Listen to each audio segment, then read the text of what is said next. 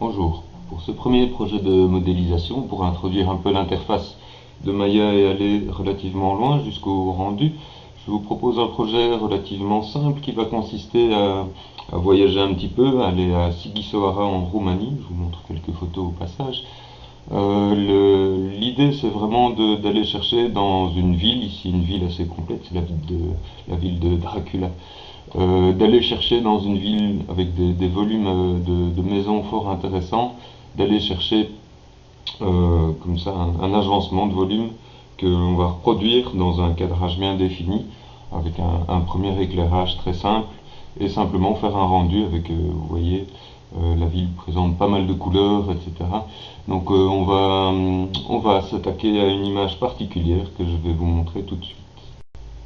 Voici donc une image et une autre image du petit élément de décor que j'ai choisi dans cette ville Sighisoara. Je l'ai choisi pour plusieurs raisons, simplement parce qu'elle reste relativement simple.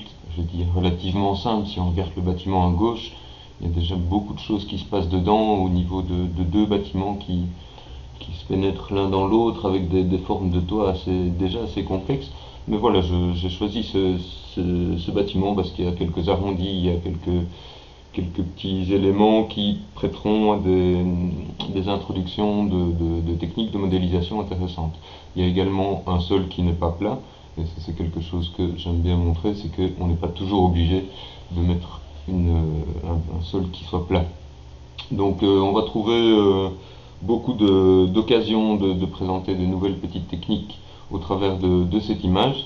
Alors je ne vais pas essayer d'être ultra précis et d'aller modéliser ça de manière réaliste, je vais vraiment synthétiser l'image, synthétiser les volumes, vraiment essayer peut-être de faire juste un rectangle, un parallélépipède ici pour le toit par exemple, quelques cylindres tout simple, faire juste des ouvertures, des trouées pour les ouvertures des fenêtres, et aller chercher la forme précise des toits.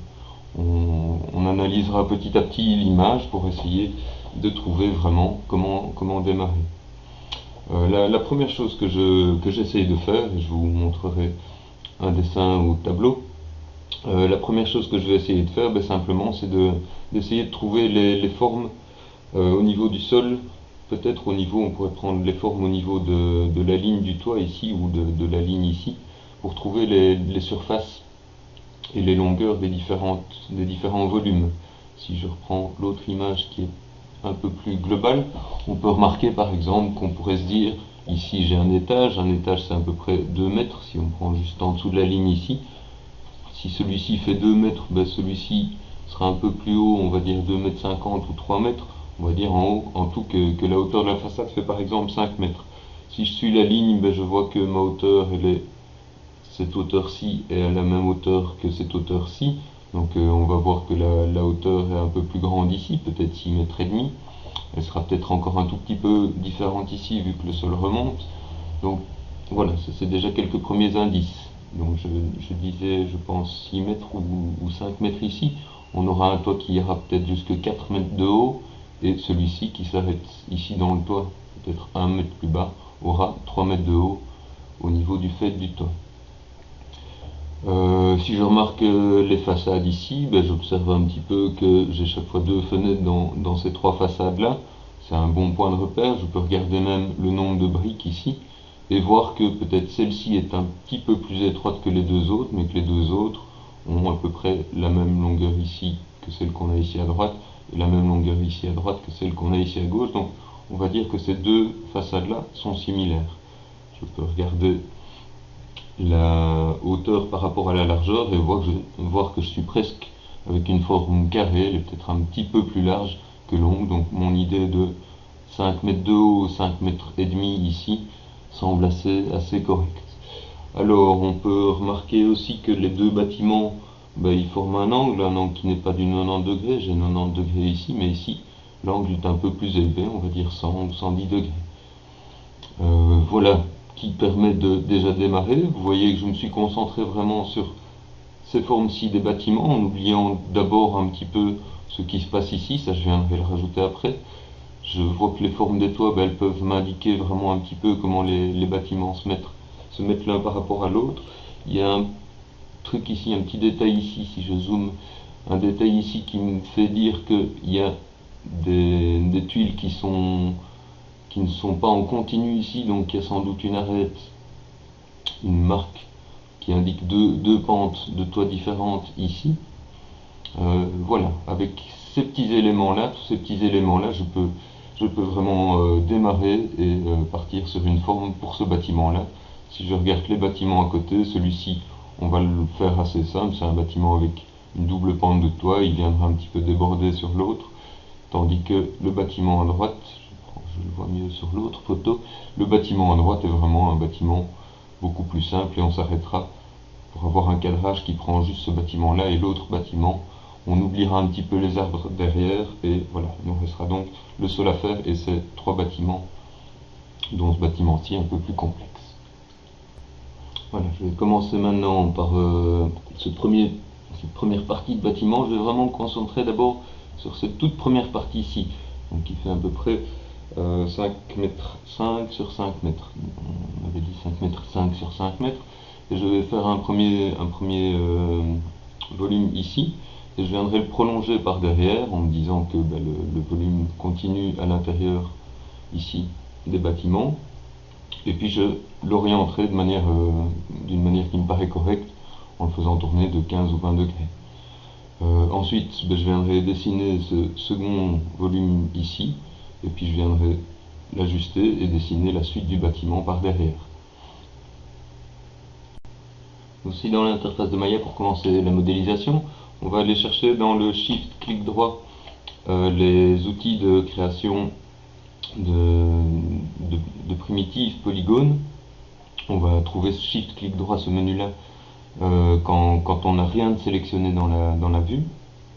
Donc je prends ici Polyplane et je crée un premier plan que je vais tout de suite le centrer en 0.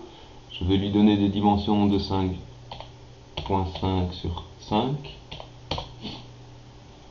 et venir le placer plus ou moins ici. Je peux le placer précisément en fait en 2,75 et 2,5. Pourquoi je fais ça? Simplement parce que je vais vouloir directement replacer le point de pivot. Je vous expliquerai, on va comprendre pourquoi après. Mais je peux replacer le point de pivot de deux manières. Soit j'appuie sur la touche Insert et vous voyez que le gizmo ici du déplacement a changé. Je réappuie sur la touche Insert.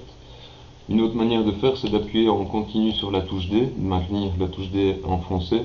De cette manière-là, on peut déplacer le pivot. Et quand on relève la touche D, le pivot est placé à un autre endroit. Je vais faire la même chose, mais en appuyant sur D et en même temps sur X. Comme ça, je déplace le pivot, vous voyez, sur des lignes de grille. Je vais placer ici le pivot à l'origine. Ça va me permettre quoi? Ça va me permettre que quand je fais des rotations, j'ai appuyé sur la touche E, quand je fais des rotations, je fais des rotations qui sont directement centrées par rapport au centre de la grille, et je peux positionner mon plan comme je le veux. Alors ceci, ça représente une partie de la partie gauche de la maison, la surface de la partie gauche, mais qui continue encore un peu par ici. Ça c'est la partie de façade que l'on voit sur le côté, et ça c'est l'autre partie de façade de ce mur-là. Je vais donc prolonger par ici, faire un bâtiment qui va prendre une forme un peu complexe ici. Ici en fait j'ai décidé en faisant mes petites recherches que mon bâtiment ici aurait plutôt une forme comme ceci, rectangulaire, qui allait se prolonger directement sur la forme ici. Donc je vais effectuer une série de petites opérations, des petites opérations d'extrusion. Voilà, j'ai remis ma forme droite ici, ce sera plus simple pour avoir des axes qui sont bien alignés avec la grille. Je vais commencer par regarder un petit peu ce que je peux manipuler au niveau du plan de mon objet. Je vais pouvoir manipuler différentes choses. Je vais pouvoir manipuler des vertex, un sommet ici, faire des déplacements. Je vais pouvoir manipuler des edges. Les edges, les faire tourner, les déplacer, etc. Je pourrais manipuler aussi des faces. Ici, on déplace toute la face d'un bloc. Et si je revenais ici en mon mode objet, mon objet il est toujours avec son point de pivot ici, donc c'est vraiment à l'intérieur de l'objet, on est rentré dans une dimension intérieure de l'objet pour déplacer la face. Je reviens en arrière avec la touche Z, je vais regarder ce que je vais trouver au niveau du shift clic droit. Donc vous vous souvenez, peut-être tout à l'heure on a créé le plan, shift clic droit, on avait les primitives pour créer les cylindres, les plans, les sphères. Si je sélectionne mon objet, je vais avoir d'autres choses sur lesquelles on reviendra plus tard. Si je sélectionne des vertex, je vais avoir des outils, shift clic droit, qui concernent les vertex, et moi je vais travailler en Edge. Tous ces outils, on va les retrouver dans les menus Edit Mesh et Mesh, peut-être aussi certains, pas tous, qui sont représentés par différentes icônes ici. Les plus utiles sont ici. Maintenant, prenez l'habitude d'utiliser le shift clic droit qui est toujours sous la main. Donc on va venir en mode Edge ici, sélectionner un Edge ici, et effectuer quelques extrusions d'Edge. L'extrusion d'un Edge consiste simplement à doubler l'Edge et à le relier avec une nouvelle face. Donc vous voyez que j'ai un système d'axes ici, tout un système avec, on verra aussi tout à l'heure qu'on peut faire des mises à l'échelle, pour revenir en arrière, ou des rotations. Je clique ici, j'obtiens mon système de rotation. On pourra faire donc toutes ces opérations simultanément au moment où on crée un nouvel edge et plus tard des volumes en extrudant des faces. Je vérifie que j'ai plus ou moins, je suis en rotation. Je peux cliquer sur le rectangle, je reviens en arrière, cliquer sur le petit rectangle, cliquer sur la flèche pour revenir en déplacement. Je vais aller un tout petit peu plus loin. Voilà pour ma première extrusion. Je peux déjà aller voir ce qui s'est passé au niveau de mon objet dans l'Attribute Editor. Qu'est-ce qui s'est passé? J'avais mes paramètres ici de création du plan. Maintenant, je vais trouver un nouvel onglet ici avec les paramètres de mon extrusion. CTRL bouton du milieu, je pourrais faire varier ici le champ pour changer la longueur de mon extrusion ou rajouter des divisions.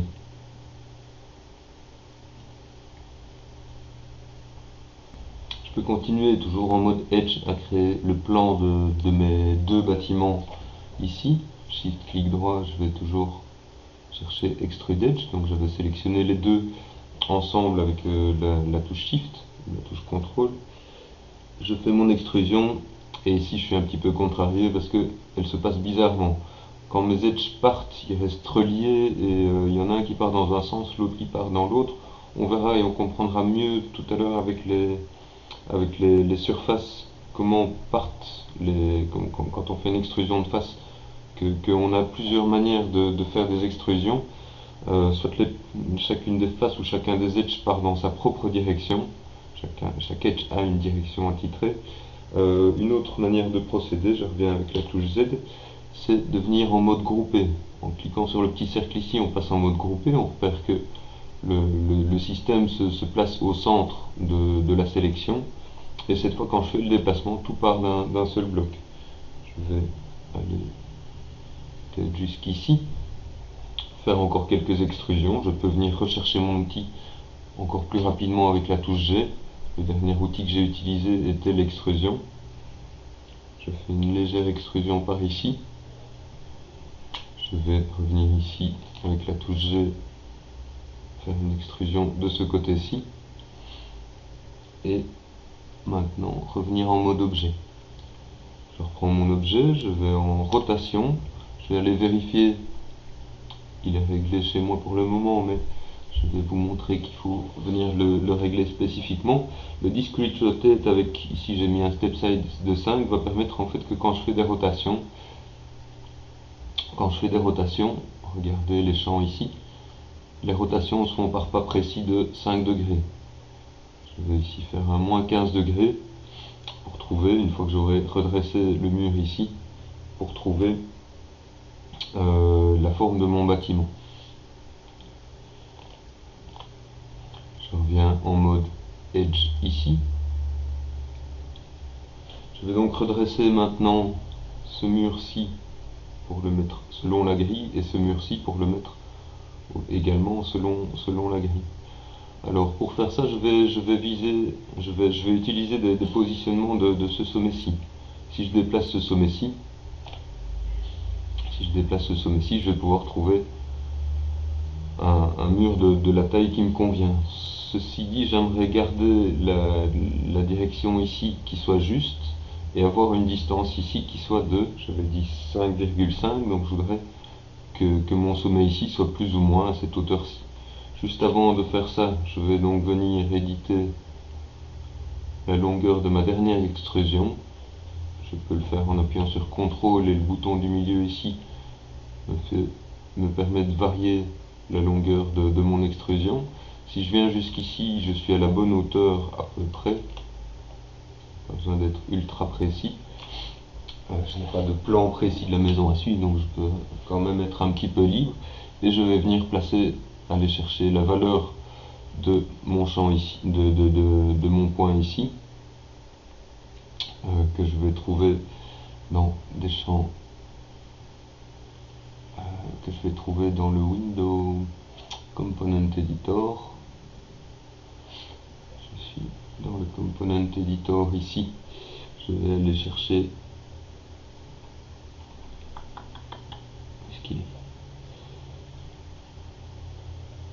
Polygons.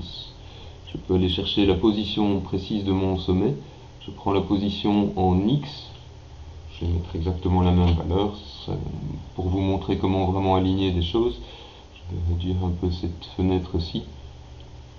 Donc Polygons ici va donner la position du vertex VTX 12 en X, en Y et en Z. Et je peux venir mettre la même position sur mon vertex 11. Je peux le faire par ici. CTRL V. J'entre exactement la même position. En Y, il est en 0, ça veut dire qu'il est à hauteur du sol. Et je le mets également en 0 ici. Et le voilà qui est redressé. Je reviens un petit peu sur ma photo pour observer comment je vais démarrer. Je vais démarrer au niveau du sol et aller vraiment m'occuper d'abord de ce premier étage. On a dit qu'on allait le monter à une hauteur pour avoir une porte ici, la hauteur 2 mètres ici, 3 mètres jusqu'à cet étage-ci. Et puis je ferai une seconde extrusion de toutes les faces pour arriver à hauteur du toit. Après je séparerai les faces pour faire le toit dans un bloc séparé. On fera le toit peut-être en deux parties pour s'assurer que tout se passe bien facilement. Pour les deux pentes de toit ici qui viennent s'entrecouper, ce sera plus simple. Je vais à présent sélectionner les faces de mon objet, toutes les faces de mon objet, une sélection de zone pour sélectionner tout, passer dans ma vue perspective et aller chercher les outils qui correspondent aux faces. Je vais trouver ici l'extrusion de face qui me permet de partir comme ça et de créer un volume. Cette fois on voit un volume qui s'est créé avec les faces qui sont doublées et des faces qui sont créées entre. Je peux spécifier une hauteur précise, j'avais dit 3 mètres, je vais mettre 3 mètres pour mon premier étage ici de ma façade. Je vais répéter mon opération avec la touche G et regarder un petit peu ce qui se passe. Tout d'abord, je vois qu'il y a des petites faces qui se sont créées ici, elles sont de hauteur nulle. Tant que je n'ai pas fait un déplacement ou une rotation, une mise à l'échelle, quelque chose, tant que je n'ai pas fait de déplacement, mes faces sont de hauteur nulle. Je pourrais faire une erreur en appuyant 2 fois sur G ou en faisant 2 fois l'extrusion, autrement dit.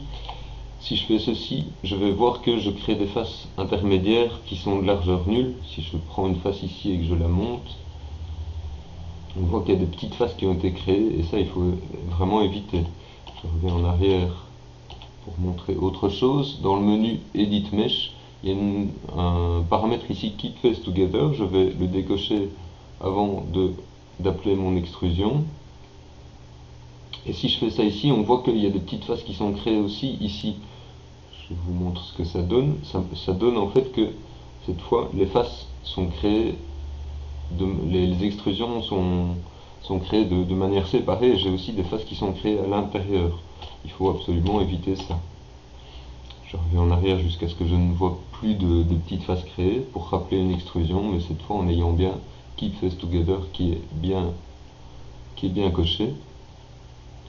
Je fais ma deuxième extrusion, tout simplement. J'augmente ici, comme ça je vois quel champ je peux augmenter ici à la valeur 2. J'ai dit une hauteur de 2 pour le deuxième étage, et je vois déjà mon premier étage, mon deuxième étage qui sont créés. J'ai ici donc créé ce qu'on peut appeler ma forme initiale, vraiment le volume de base. On voit que c'est vraiment très minimum. On aurait pu le créer d'autres manières. J'aurais pu commencer directement à partir d'une boîte ici, repositionner les sommets, etc. Je peux vraiment, si je les sélectionne, aller chercher n'importe quelle primitive, la sphère, le cube. Si vous vouliez par exemple faire un château fort avec des tours, vous pourriez commencer par les tours, les 4 tours des extrémités des remparts, et puis venir les relier après. On peut imaginer aussi utiliser cet outil-là que je décrirai plus en détail une autre fois, qui permet directement, avec quelques clics, Enter, de créer une forme de base. J'aurais pu faire ceci aussi.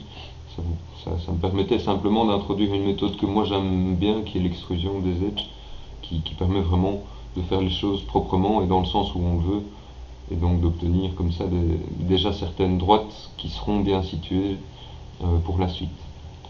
Donc ça c'est vraiment comme ça qu'on va démarrer la plupart des modélisations, en essayant de trouver une forme de base qui permet d'obtenir les volumes peut-être les plus compliqués au départ à obtenir, et puis progressivement on va rajouter du détail. Je vais maintenant m'occuper du toit et venir sélectionner les faces du haut. Pour sélectionner une face, on peut faire une sélection de zone sur le petit carré du centre. Si ce n'est pas le cas chez vous, il y a un autre mode. Je vais venir dans Setting, Préférences, sous Sélection. Il y a deux manières de sélectionner les faces, soit à partir du centre, soit à partir de toute la face. Si je prends ce choix-là, maintenant je sélectionne la face simplement en faisant une sélection de zone qui coupe la face.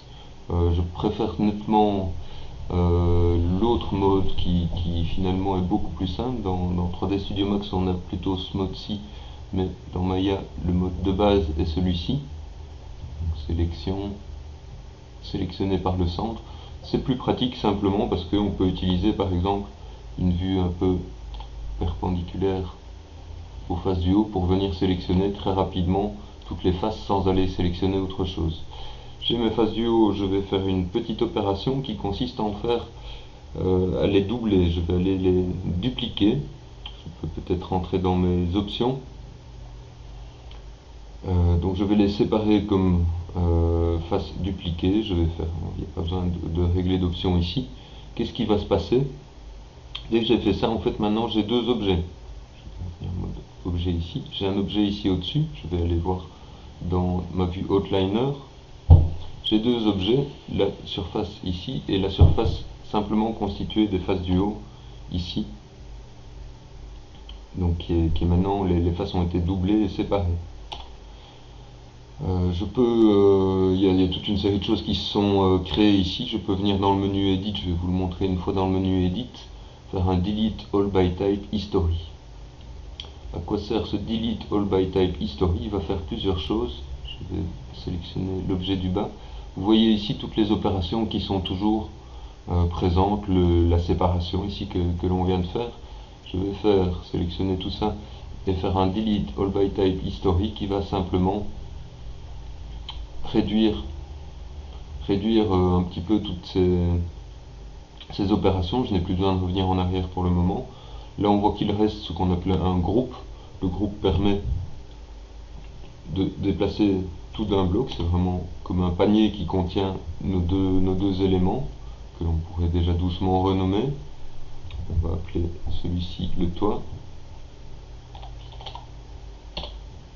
et celui-ci les étages ou le bloc maison.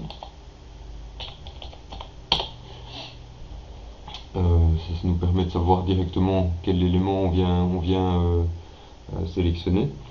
Donc maintenant je suis sur le toit et je pars d'un objet tout à fait neutre, comme si j'avais dupliqué directement les faces du bas. Je vais faire un petit peu d'organisation. Donc j'ai déjà mes éléments qui sont dans un groupe que je peux appeler G pour groupe maison. Je vais l'appeler maison au centre, comme ça je sais de quelle maison il s'agit. Je vais aussi faire une autre petite manipulation. Je suis ici dans la channel box et dans la troisième partie ou la deuxième partie où on voit ici en dessous les display layers. Je suis en display, donc j'ai les display layers. Je vais prendre le bloc ici et le mettre dans un calque. Ceci, ça va me permettre très rapidement de pouvoir isoler à la sélection. Je ne peux plus sélectionner maintenant que mon toit.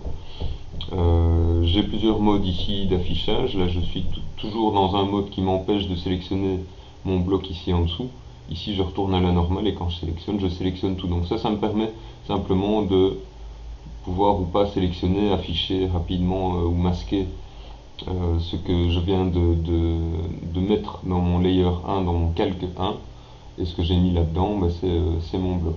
Je peux aller sélectionner les objets du bloc et on voit bien que c'est le bloc ici qui est contenu dans le calque.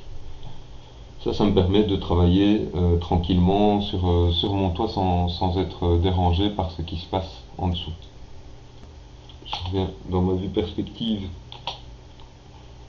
et je sélectionne mes différentes faces. Je suis en mode face, je reprends toutes mes faces, je vais faire une extrusion vers le haut. Je vais la faire assez haute, on comprendra que ce n'est pas que ce n'est rien d'autre qu'un moyen de pouvoir sélectionner facilement les faces ici. Si l'extrusion était plus basse, bah simplement ce sera un petit peu plus difficile de les sélectionner par sélection de zone comme ça sur le côté. Alors je vais faire une petite extrusion ici, vraiment très légère, des faces. Je le fais en face où chaque face part dans sa direction, mais on voit que il y a quelque chose qui n'est pas très agréable quand même, c'est que les faces créent ici des sortes d'arrondis. On voit bien que les deux faces ici partent dans leur direction, mais dès qu'il y a un coin, elles partent de manière un peu moins agréable. Je vais quand même le faire et essayer de faire une toute petite extrusion pour avoir juste un léger bord au niveau du toit. Je reviens en mode vertex et dans la vue du haut. Je vais corriger les alignements ici. Dans la vue du haut, je vais d'abord faire tourner mon objet en replaçant son pivot qui a changé, je ne sais pas pourquoi, de X, pour atteindre le pivot X pour faire un alignement sur la grille. Je veux le faire tourner toujours par rapport à ce point-ci. Je le fais tourner de 15 degrés et je vais pouvoir comme ça facilement faire mes alignements de vertex. Je prends celui-ci. Je vous montre ici une autre méthode pour faire les alignements pour que ce vertex-ci soit aligné à ceci. Je vous rappelle qu'en faisant cette sélection de zone et pas un clic, je vais prendre les deux vertex qui sont en fait superposés ici dans la vue top. Alors j'appuie sur V. Quand j'appuie sur V, j'active ici une aimantation au sommet, un snap to point. J'appuie ici et si je viens cliquer sur mon axe bleu, en fait je peux positionner à la hauteur de n'importe quel sommet les sommets que je veux, et comme ça ici par exemple les réaligner très rapidement. Je fais pareil avec mes sommets ici sur l'axe bleu et je vais les aligner sur ceux-ci. Celui-ci n'est pas tout à fait aligné, c'est pas très grave, on est derrière le bâtiment, voilà. Je vais aligner de la même manière celui-ci sur celui-là, reprendre mon objet et le faire tourner de nouveau de 15 degrés et terminer mes quelques petites modifications pour aligner celui-ci en déplacement W, V pour l'accroche vertex. Je clique sur l'axe bleu, je vais l'aligner ici, je clique sur l'axe rouge, je vais aligner ici. Voilà, maintenant j'ai quelque chose qui est beaucoup plus régulier tout le long. On voit que c'est peut-être un tout petit peu plus étroit ici, c'est pas vraiment très grave. C'est simplement pour avoir comme ça dans la vue perspective un petit rebord par rapport à ce qui est en dessous. On voit que maintenant je vais avoir un rebord ici tout du long. Alors je vais continuer et réfléchir à comment je vais découper mon toit. A priori, je pense que je vais commencer par supprimer quelques sommets ici qui ne sont plus utiles dans la partie du haut. Je vais vous montrer l'utilisation d'un outil qui est vraiment fort agréable et qu'on utilisera souvent. Je suis en vertex, shift clic droit, je vais aller chercher dans merge vertice, souder les sommets, l'outil pour souder les sommets. Cet outil, très simplement, va nous permettre comme ça de faire glisser un sommet sur un autre et de le souder. Il y a peut-être des méthodes plus rapides. On aurait pu aussi supprimer les arêtes. C'est le moyen de vous introduire un outil.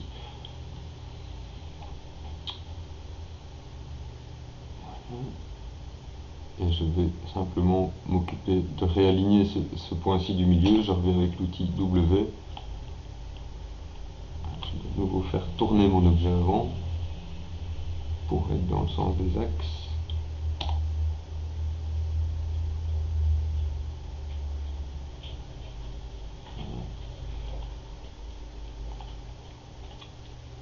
Mon vertex ici, que je déplace, touche V, axe bleu, que je réaligne. Voilà, maintenant j'ai resimplifié mon toit ici en dessous. Voilà, je vais rester pendant un certain temps dans cette orientation. Là, on voit que je n'ai qu'à faire tourner de 15 degrés pour retrouver mon alignement sur le bâtiment en dessous. Je vais reprendre les faces du dessus ici, masquer ce qui est en dessous. Reprendre les faces du dessus ici pour les rabaisser. W, je vais en déplacement, je rabaisse mes faces ici. Je vais changer un petit peu la topologie, la position des arêtes ici au-dessus pour pouvoir faire une découpe agréable du toit. Je vais toujours laisser les sommets sur le côté ici. Par contre, cette boucle-ci, je n'en ai pas besoin pour le toit, donc je peux faire un contrôle clic droit et trouver ici la possibilité de sélectionner d'un coup toute la boucle, ce qu'on appelle un loop en anglais. Shift clic droit, je peux aller sur Delete Edge, et le voilà bien supprimé. Il ne reste pas les vertex par derrière. On voit par contre, on a encore deux vertex ici, qu'on fera bien supprimer plus tard peut-être. Et je vais venir avec un outil. Il faut que je sélectionne un edge d'abord. Shift clic droit, je trouve le Split Polygon Tool. Avec le Split Polygon Tool, je vais pouvoir rajouter des découpes dans mon toit, ce que je vais faire tout de suite. Je suis avec mon outil Split Polygon Tool et je vais venir faire une série de découpes, de nouvelles découpes dans mon polygone pour obtenir les formes des toits. Normalement, je suis peut-être un petit peu fort incliné ici. Voilà, on voit apparaître un petit point ici. Je vais entrer dans mes options qui ne sont pas réglées correctement. Un Reset Tool. J'ai placé ici un point au milieu. Ceci parce que j'ai un nombre de divisions à 1 et que j'utilise mon snapping le long des edges. Donc si vous remarquez ici, quand je viens ici près du milieu, il y a une sorte d'aimantation sur le milieu. Ce n'est pas tout à fait ça que je veux, mais je vais quand même le laisser, comme ça j'ai déjà une arête qui est bien placée ici au milieu. J'appuie sur Y quand je veux continuer à utiliser mon outil. Et je vais venir rajouter une arête ici. Y, on viendra ressouder ce sommet-ci de l'autre côté après. Je vais faire un ajout d'arête. Je suis bloqué ici parce que j'ai un sommet. Je reviens en arrière, je vais le prendre ici. Je viens au milieu. Je viens décocher ici, ce qui me permet de découper sans être uniquement sur les edges. Je vais un petit point là qui est trop. Voilà, je vais faire une découpe ici pour le fait du toit. Y, je vais continuer ma découpe ici. Y, je vais rajouter un point ici, un edge ici et enfin un dernier à ce niveau-ci.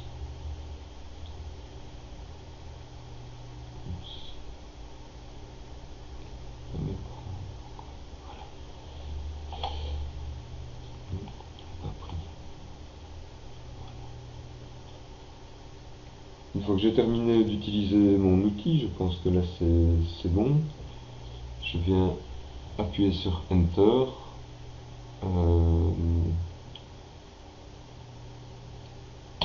Et mon opération est terminée.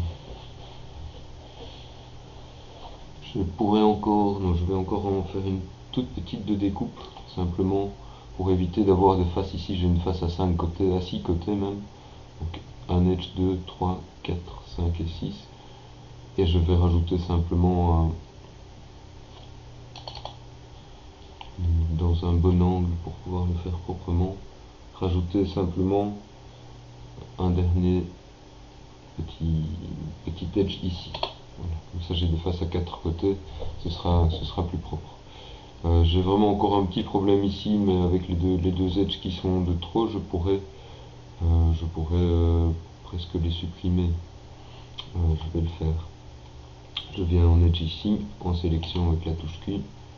Je prends l'edge ici, avec la flèche vers le bas, je vais sélectionner le loop et je viens faire un shift clic droit delete. On est ici en dessous du volume, donc on peut vraiment se passer de se tracasser. Je fais la même chose ici avec la flèche de droite, je viens sélectionner mes edges pour continuer la boucle. Et je fais un delete edge. Voilà. Je me retrouve donc avec ma découpe ici que je vais mettre en forme rapidement. Je vous disais donc que je devais encore faire une petite opération ici avec un sommet que je vais aller lier comme tout à l'heure. Je suis venu chercher l'outil Merge Vertex Tool et je viens comme ça lier mon sommet à cette position-ci. Et de cette manière-là, j'ai déjà une position de sommet qui va me permettre de faire le fait de mon toit. Je vais encore faire une toute petite opération en déplacement. Je prends ce sommet-ci, j'appuie sur V pour activer les accroches et je vais le mettre au niveau, précisément au niveau de celui-là. Comme ça, le fait du toit sera parallèle au bord des maisons. Et maintenant, surélever mon fait de toit, je sélectionne les deux sommets ici et je vais utiliser le déplacement relatif. Ici, ça me permet tout simplement, en entrant une valeur, j'ai dit que mon toit devait faire une hauteur de 4 mètres. Je rentre 4 et d'un seul coup, les deux sommets viennent se mettre directement à la bonne position. Je vais augmenter la hauteur de ces deux points-ci de 3. En ayant vérifié peut-être qu'on est bien sur ce symbole-là, il y a plusieurs choses. On est en transformation relative ici qui va donc ajouter simplement à la hauteur des sommets actuels, qui va ajouter la valeur qu'on entre ici en X, Y ou Z. Voilà donc mon toit qui est presque bon. Il y a juste peut-être ce point-ci qui reste à modifier. On va le déplacer un peu plus par ici. On va faire ça un peu à l'œil. Le toit étant relativement peu droit dans la réalité. Donc, ceci nous suffit de toute façon pour cette première représentation des volumes. Je vais remettre en mode objet et en rotation, remettre le toit ajusté sur le bâtiment et on voit donc que il s'est créé assez facilement finalement, une fois qu'on en avait en tout cas une bonne idée. Alors je vais simplement faire une dernière petite opération et vous montrer quelque chose de plus ici. Je vais isoler mon élément. Quand j'isole mon élément et que je regarde, je vois qu'il y a des endroits où il y a des arêtes qui sont bien marquées, tandis qu'à d'autres il y a comme une continuité. Il n'y a pas que comme, il y a vraiment une continuité de l'ombrage. Je vais sélectionner toutes les arêtes de mon objet, shift clic droit, je vais utiliser ce qu'on appelle le soften harden, c'est-à-dire adoucir ou durcir des arêtes. Juste avant de montrer ça, je vais revenir un tout petit peu dans l'attribute editor en sélectionnant mon objet et faire un affichage des edges soft hard. Vous allez voir ici vraiment certains edges qui apparaissent en pointillés, d'autres qui apparaissent en très plein, et c'est vraiment ceux-là qui correspondent à soit une continuité de l'ombrage, soit des différences dans l'ombrage. Je reviens donc sélectionner tous mes edges. Shift-clic droit, Soften Harden permet, quand on va dans les options, de définir un seuil. Si je fais Apply, on voit tout de suite que les choses changent. En fait, ce seuil désigne, si je prends deux faces comme ça ici par exemple, elles ont un angle entre elles. Si je les mettais à plat, elles ont un angle de plus ou moins 60 degrés. Si je prends la face du dessus et celle-là, elles ont un angle plus ou moins de 60 degrés. Donc elles sont plus fermées que si elles étaient fermées avec, en laissant un angle de 30 degrés ici. Donc voilà, ces deux faces-là vont maintenant être des arêtes dures. Par contre, celle-ci, ces deux faces-ci, toutes les faces de ce pan de toit ici, sont plus ou moins dans le plat. Elles sont pliées à moins de 30 degrés. 0 degré étant le pas plié. Donc ces arêtes-ci deviennent des arêtes douces et le toit est tout de suite plus agréable quand on le regarde comme ceci au niveau des ombrages. Voilà, je peux revenir dans ma vue où je vois tout, donc je reviens sur le Isolate Select et cette fois je vois tous mes éléments. J'ai repris mon image pour observer un petit peu ce qui va suivre. On va s'occuper de cette petite partie ici qui n'est pas si simple qu'elle en a l'air. D'abord je vais marquer cette délimitation. Donc faire simplement ressortir un tout petit peu ce petit détail dans la façade, ça nous aidera à bien visualiser les hauteurs.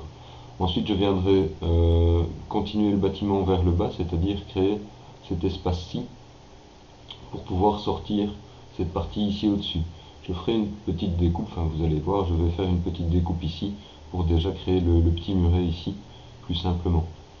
On fera également une découpe pour faire sortir ce bloc-ci ici derrière d'un bloc depuis la façade. Voilà, on va démarrer ces opérations-là. Je vais revenir ici dans mes calques. J'ai mon objet ici du calque qui est sélectionné. Je viens le retirer, Remove Selected Object, de telle manière à pouvoir utiliser mon calque cette fois-ci pour cet objet-ci. Je vais l'ajouter ici et de cette manière-là je peux le masquer ou en tout cas le rendre plus ou moins invisible ou en tout cas plus sélectionnable. Je vais à présent aller chercher les faces du bas, toutes les faces du bas qui sont donc faciles à sélectionner avec une sélection de zone et faire deux extrusions. Shift clic droit, extrude face. On part une première fois, j'appuie sur la touche G pour répéter mon opération et je fais une deuxième extrusion. Je peux aller la faire fort profond, étant donné que plus tard on viendra rajouter un plan du sol qui viendra assurer la découpe au niveau du sol.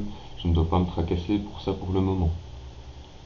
Je vais venir également au niveau des edges, sélectionner cet edge-ci, CTRL clic droit, to edge loop, et je peux, to edge loop. Je prends tout le loop ici et je voudrais doubler cet edge-ci. Pour le doubler, je peux simplement faire un shift clic droit et aller chercher l'opération bevel. On verra l'opération bevel, elle a plusieurs possibilités. Ici on utilise vraiment quelque chose de très simple et je vais vraiment simplement avec une valeur plus faible de peut-être 0,2. Voilà. Et ceci me permet d'avoir mes faces, mes trois faces ici sur la façade qui est vraiment visible pour faire une extrusion. Et je fais une extrusion relativement faible, simplement pour marquer ce petit détail de façade que on a décidé de faire assez vite. Voilà, j'obtiens donc ce premier détail, ce petit détail de façade. Je vais à présent rajouter encore une série d'autres edges. J'en voudrais un à cette hauteur-ci, en tout cas ici, pour pouvoir faire mon extrusion d'une partie de face ici. Je ne vais pas me compliquer la vie, je vais aller chercher Edge Ring ici, Edge Ring en fait va sélectionner, si je prends juste Edge Ring, va sélectionner toutes les arêtes parallèles, tandis que si je prends Edge Ring and Split, je vais en plus faire une découpe que je peux immédiatement, tant qu'elle est sélectionnée, mettre à bonne hauteur. Je viens la mettre à cette hauteur-ci. On pourra toujours éventuellement réajuster un tout petit peu les choses par la suite. Alors je vais reprendre mon objet en mode objet. Je le refais tourner de 15 degrés. Ça me permettra, quand je vais faire des découpes, je vais faire une découpe maintenant à ce niveau aussi et je vais vouloir la replacer dans ce sens-là. Ça me permettra d'avoir les systèmes d'axes dans le bon sens. Je fais la même opération en mode edge. Je viens sélectionner un edge, CTRL clic droit, to edge ring and split. Et le split me divise directement mes arêtes. Je peux le positionner correctement. Je vais le placer plus ou moins aux 2 tiers, 1 tiers. Ceci pour avoir, si je regarde ma photo, j'ai une fenêtre ici, et le volume qui continue comme ceci et qui vient encore se prolonger à peu près jusqu'ici. Je me retrouve donc avec ma première découpe ici qui paraît intéressante. Je vais encore faire une découpe à ce niveau-ci pour avoir le début du muret. Je viens sélectionner un edge, CTRL clic droit, to edge ring and split. Je pourrais vraiment aussi faire juste des découpes qui ne se prolongent pas de tous côtés, mais je pourrais toujours décider par la suite de venir faire du nettoyage. Peut-être ces arêtes-ci me seront utiles, et si elles me sont utiles, je pourrais toujours venir les déplacer par la suite. Donc je verrai plus tard si elles me sont utiles ou non. Je vais encore doubler l'arête qui est ici, en tout cas les 3 arêtes qui sont ici. CTRL clic droit pour aller chercher l'edge loop, Shift pour aller chercher le bevel, Shift clic droit, je le fais un peu moins épais. Je peux venir chercher mes faces en prenant les faces qui vont créer le toit.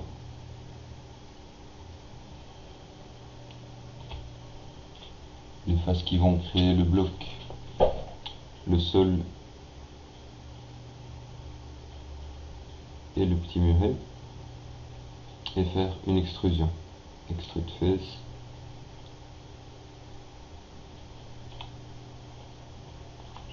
Ça en déplacement. Je ne me mets pas trop loin, de telle manière à avoir toujours l'espace pour la porte de grange. J'ai encore besoin de faire une petite extrusion pour les faces ici au-dessus, qui vont me permettre de faire le prolongement du toit.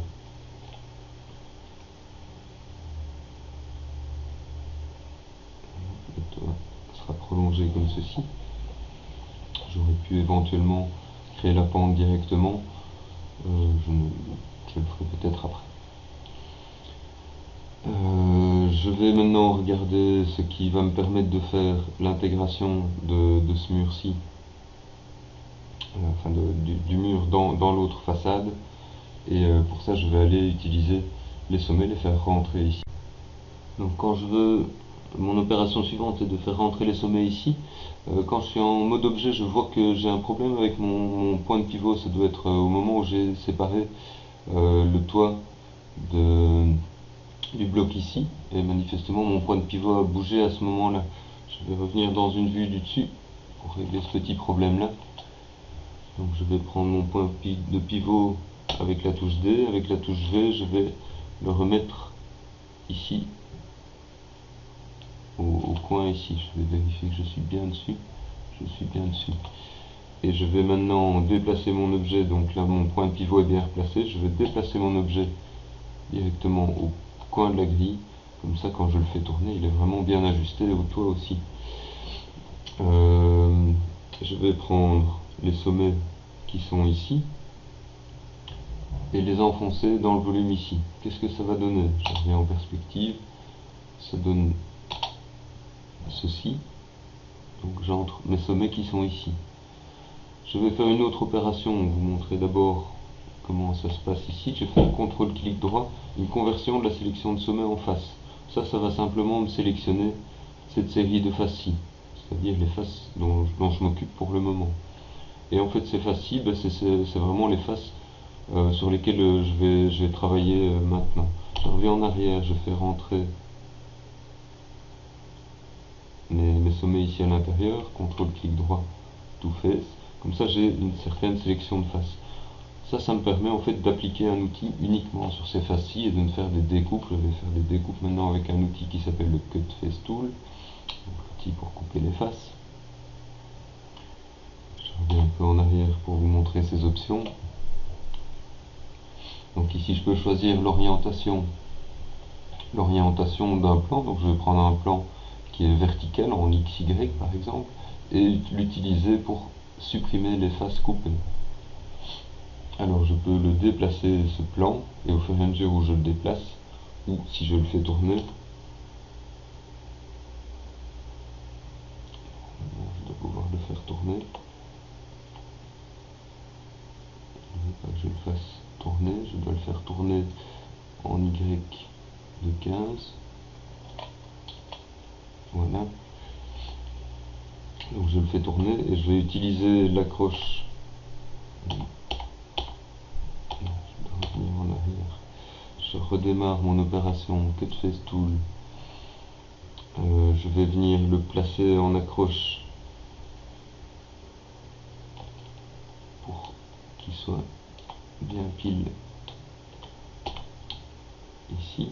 Et je vais en rotation. Et ici, voilà, vous voyez, je peux faire tourner ma découpe comme ça, très précisément. Il ne va couper que les faces sélectionnées. Et si je le fais tourner d'une valeur précise de 15 degrés, je vais être dans mon alignement très précisément avec mon bâtiment qui est dans un angle de 15 degrés. Alors, si je vais regarder un peu à l'intérieur, ben quand je sélectionne cette face-ci, la face est sélectionnée jusqu'à l'intérieur, il faudrait encore venir découper ici le long. Plutôt que de faire les choses de manière compliquée, je vais plutôt supprimer ces faces-ci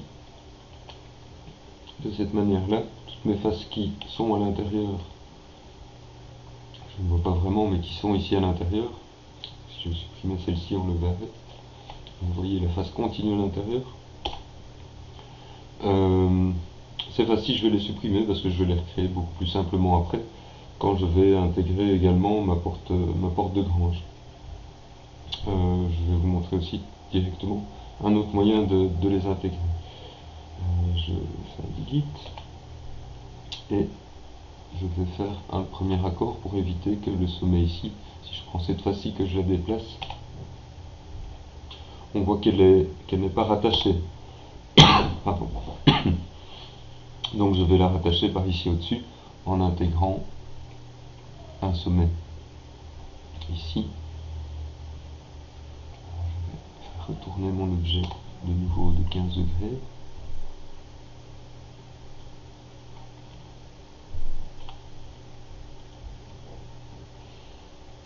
Je prends mes edges ici et je fais un insert ring que je vais déplacer avec une accroche au sommet. Ça ne marche pas tout à fait comme je veux.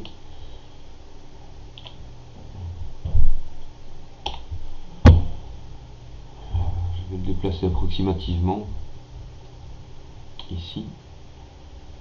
J'en aurai besoin de deux, je vais même faire un bevel dessus.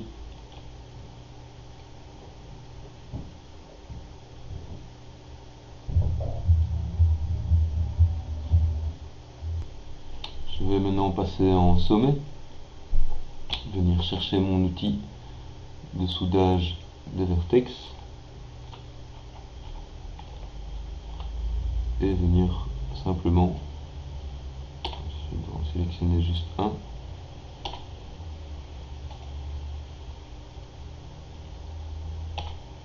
Sélectionner juste un.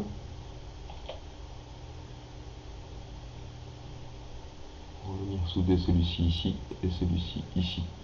Je vais ne pas oublier de faire la même chose en bas. et de venir souder celui-ci ici.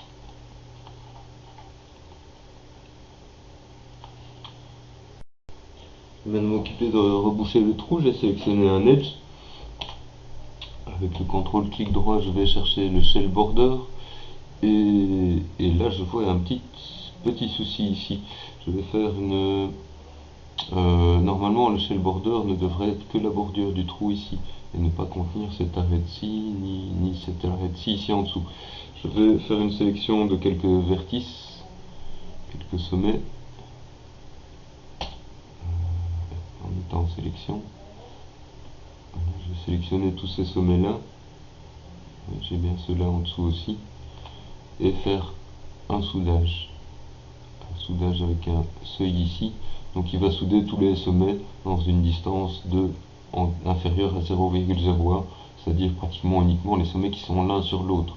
Ici maintenant il a soudé ces deux sommets-ci ensemble. Normalement maintenant je ne devrais plus avoir le problème de tout à l'heure, c'est-à-dire que quand je vais chercher le shell border, j'ai bien, voilà, l'arête ici au-dessus n'est plus sélectionnée et ici en dessous non plus. Ça paraît juste, je peux faire mon fill all. Je fais le fill all et j'ai donc recouvert le trou. Je pourrais maintenant venir redécouper un petit peu les différentes parties pour retrouver la continuité de mes boucles. Voilà, je vais venir découper, je viens chercher mon split polygon tool et normalement ça doit se passer sans trop de problème. Je vais venir découper de cette arête-ci, je ne vais pas venir la prendre.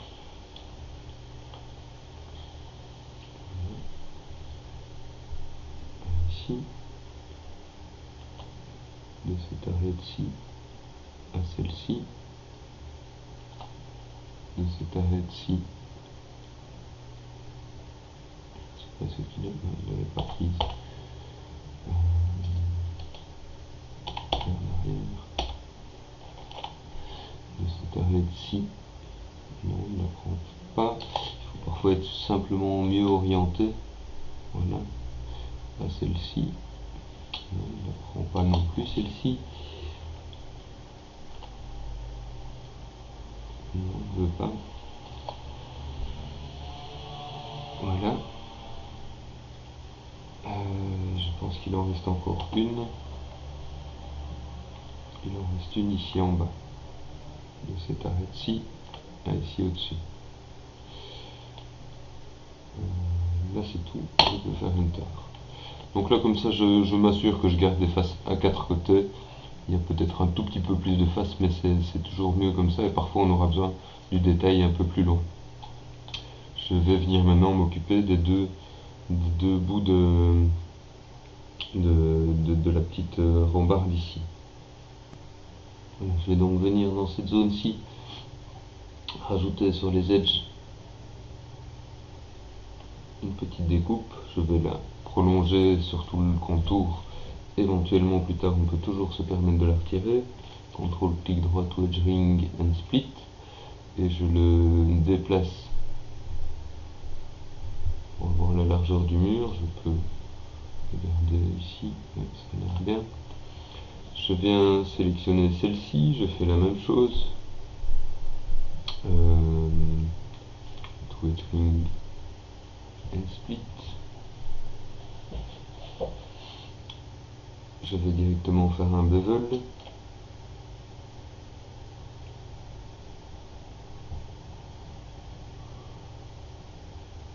Qui me permet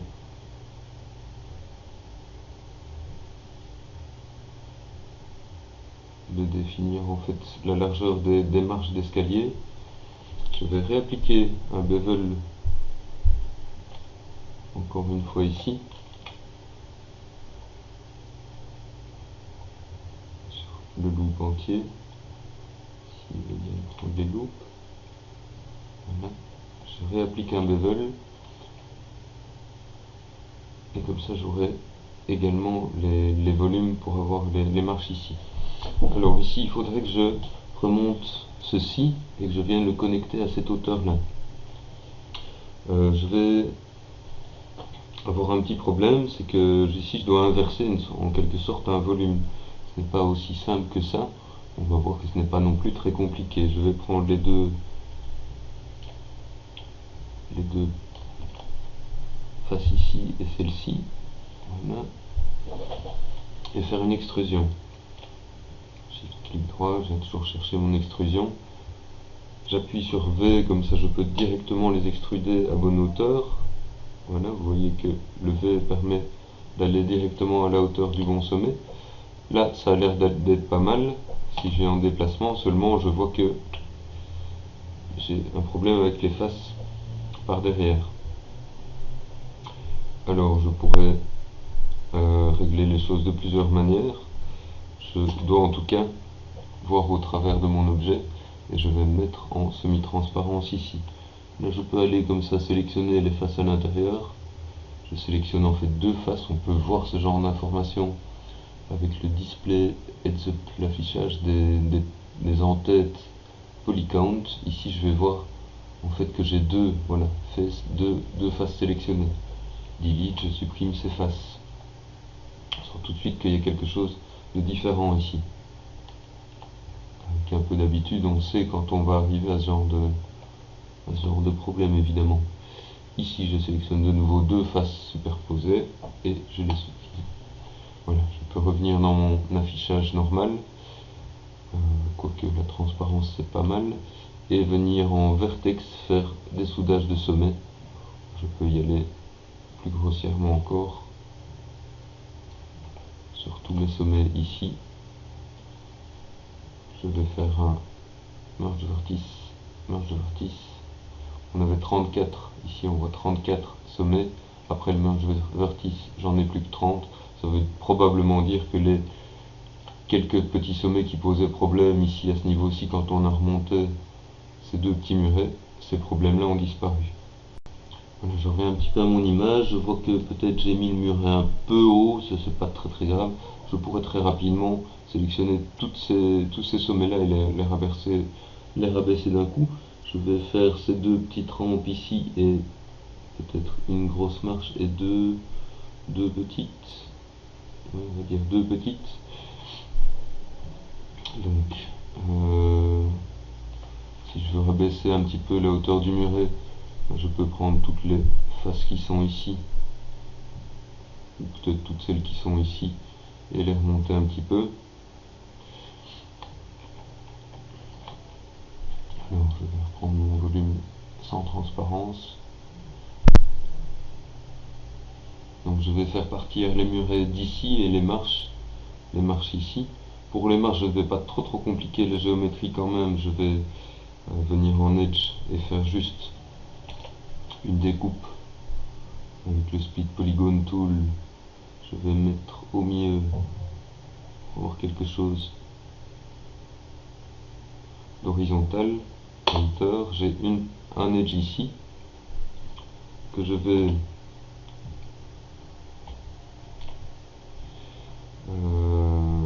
tripler avec un bevel. Au lieu d'un segment, je vais prendre deux segments. Je vais aller chercher la hauteur de mes marches. Voilà. Prendre cette fois mes trois edges et les remonter ici. Je pourrais être vraiment précis, faire des mesures, etc. On va simplifier un peu la vie. Et maintenant, je vais faire quelques extrusions de face. Je prends cette face-ci qui me feront les petits murets. Ça c'est dans le sol, on va le prendre avec, ce sera aussi la grande marche. Et je prends ceci. Je laisse celle-ci pour faire la dernière marche. Shift clic droit, une extrusion.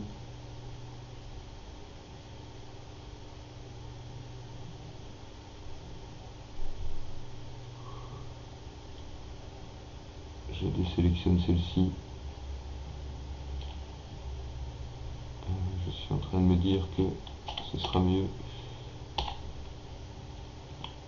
si je ne me tracasse pas trop, que je fais les marches d'abord et le muret ensuite, et tant pis pour le recouvrement, on ne le verra pas à ce niveau-ci. Je vais aller assez rapidement, une marche, je sélectionne une,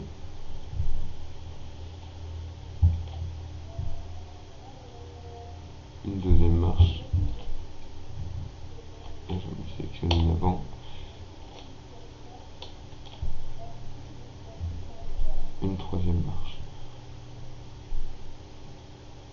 Je pourrais vraiment passer par ici pour faire en sorte que les trois dernières extrusions aient la même valeur si je veux les mêmes longueurs de marche. Mais par exemple 0,4.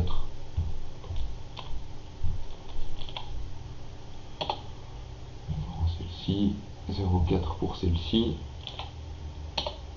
et 0,4 pour celle-ci. Des marches un peu longues. On va faire comme ça.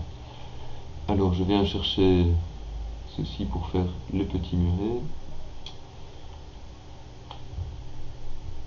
Voilà, je travaille un petit peu ici sans simplement sans trop réfléchir, sans trop regarder le plan. Il faudrait vraiment avoir fait un petit peu de dessin pour faire les choses correctement. Je pense que le muret était légèrement incliné, donc je vais... On pourrait même faire ça grossièrement comme ça.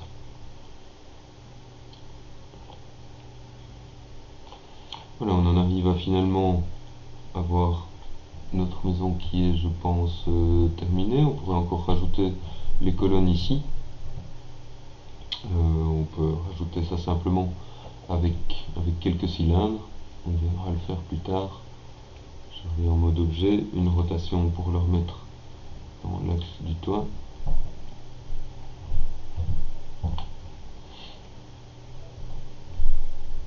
Et je peux mettre tout dans le même calque cette fois.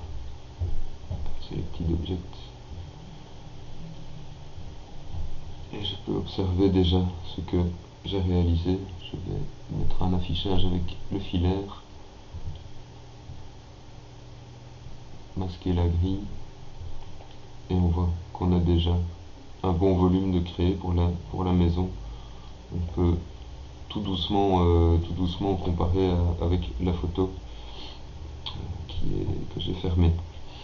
Voilà. Je vais faire un petit comparatif quand même de mon image de temps en temps. Je vois ici qu'il y a quand même un sérieux problème au niveau de la longueur ici. Je me suis mis plus ou moins sous le même angle. Peut-être que ma longueur ici était finalement pas assez longue, mais la recommencer, ça demanderait pas mal de travail vu qu'il faut faire la jonction ici, donc je ne vais pas me tracasser de ça pour le moment. Il y aurait moyen de le faire, je n'ai pas envie de faire ça, ça prendra trop de temps. Donc je vais peut-être, on voit vraiment que le muret ici n'était pas assez long par rapport à l'image. On aurait pu s'appliquer un peu, les marches devraient être un peu plus longues, etc. Mais voilà, donc il faudrait vraiment, quand on fait quelque chose comme ça, essayer de vraiment dessiner. On a des bonnes proportions pour le bâtiment. Si je prends ce mur-ci, ce mur-ci, ce mur-ci, les hauteurs, là on a des bonnes dimensions. Je vais pouvoir sélectionner mes vertex ici. En déplacement, j'affirme les pentes du toit.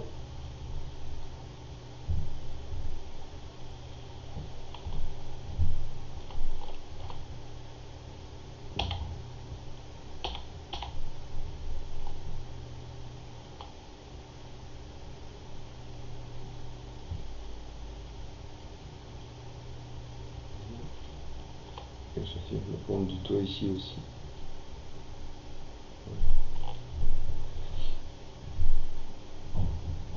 Et ça, ce n'est pas très agréable.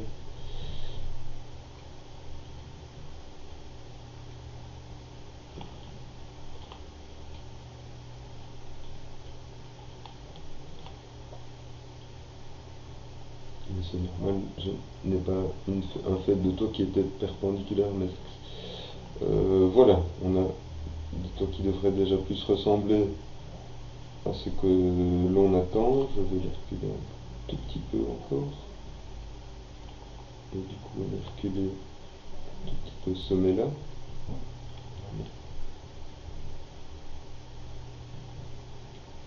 Voilà, et donc je pourrais éventuellement m'amuser à faire le déplacement de ceci par ici. Mais si je fais ça, il faudrait que je vienne dans cette orientation là et faire un déplacement tous les sommets, presque un à un, enfin, bande par bande en tout cas, pour les réaligner ici. Donc ça je ne veux pas faire. Voilà. On peut maintenant attaquer la création des portes et peut-être des fenêtres, on ne les fera peut-être pas toutes. Simplement, on va commencer par la porte ici. Elle fait à peu près 2 mètres de large et 2,50 m de haut.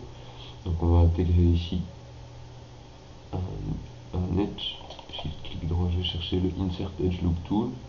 Je le situe correctement en passant dans la bonne vue. Voilà. Et je vais venir avec un bevel en prenant ses propriétés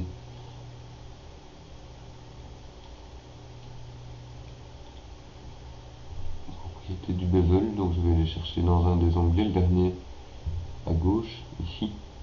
Tout ce qui est ici sont des choses qui concernent vraiment notre objet, et je vais mettre 2 divisions ici. Donc c'est un peu plus grand pour obtenir la taille précise de la porte.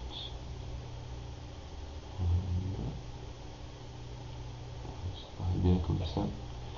Donc la porte est un peu plus haute que large, ça semble bien. Je vais revenir en edge ici, utiliser les 2 edges que j'ai là et les abaisser. Je vais les abaisser simplement comme ceci. Et je vais vouloir faire un arrondi ici. Je vais encore diviser ces 2 edges-ci. Je vais le faire avec le bevel.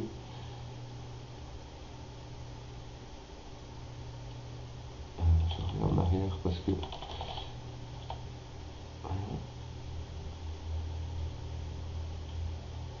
et je vais aller sculpter un peu ma porte en prévision d'opération que je vais faire plus tard. Donc je prends ces 2 edges-ci, si je les sélectionne correctement.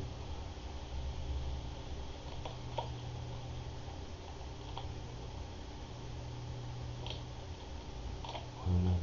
Et je les remonte un petit peu. Je vais prendre les 2 sommets ici et les baisser un peu.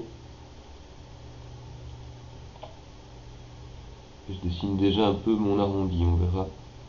Et je vais prendre les quelques edges ici du milieu. On sélectionne comme ça, je vois ce que je fais. Et je les déplace plutôt vers le bas.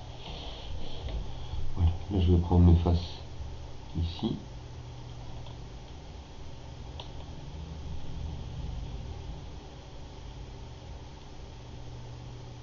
C'est toujours plus facile quand on est en simple sélection et pas en sélection avec déplacement. Pour sélectionner, je ne fais pas de sélection de zone parce que sinon je risque de sélectionner des faces derrière. Et je vais faire une extrusion ici. Une extrusion vers l'intérieur. Je ne vais pas faire beaucoup plus que de définir grossièrement le volume. Donc ici j'ai déjà un arrondi qui est plus ou moins réalisé simplement en positionnant quelques premiers edges. Je vais prendre celui-ci, celui-ci et celui-ci.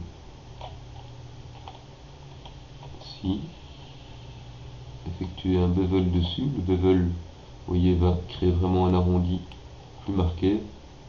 Je vais prendre celui-ci et celui-ci qui ont une courbure un peu différente et leur appliquer un autre bevel avec cette fois-ci un peu plus de somme. 3.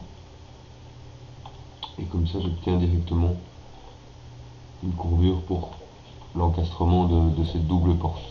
Voilà, je pourrais faire quelques opérations de nettoyage des arêtes qui sont ici. Je vais laisser ça de côté, on est de toute façon simplement à la définition de volume. Et je vais aller chercher mes fenêtres au-dessus. Alors pour les fenêtres du dessus, je vais exploiter ce que j'ai déjà. Je ne vais pas aller rajouter des arêtes en plus de celles que j'ai déjà. Je vais m'attaquer maintenant aux 2 fenêtres ici. Je ne vais pas faire celle du haut. En fait, si on voulait faire celle du haut, il faudrait probablement commencer par faire un nettoyage de ce type-ci.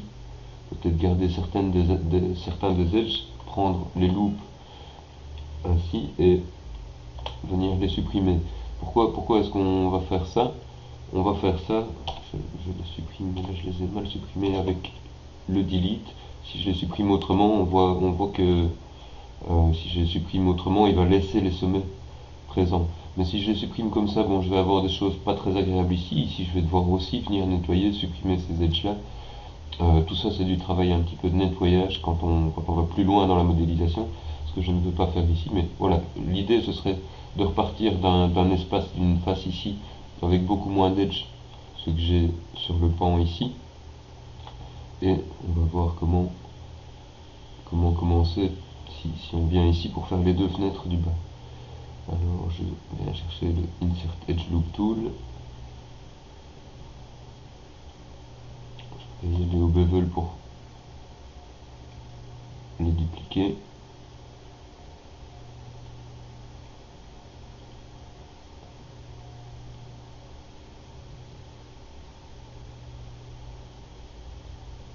Je prends pas le bon. Voilà. Donc ici je vais. Non, je suis toujours pas sur le bon. Vous voyez, quand je bouge ici,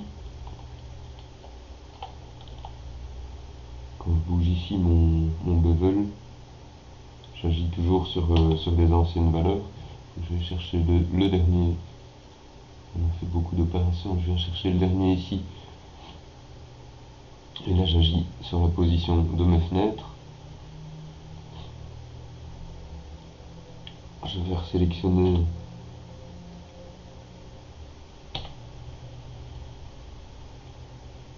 mes deux boucles ici et je vais de nouveau les doubler pour avoir la position de mes fenêtres. D'abord en loop.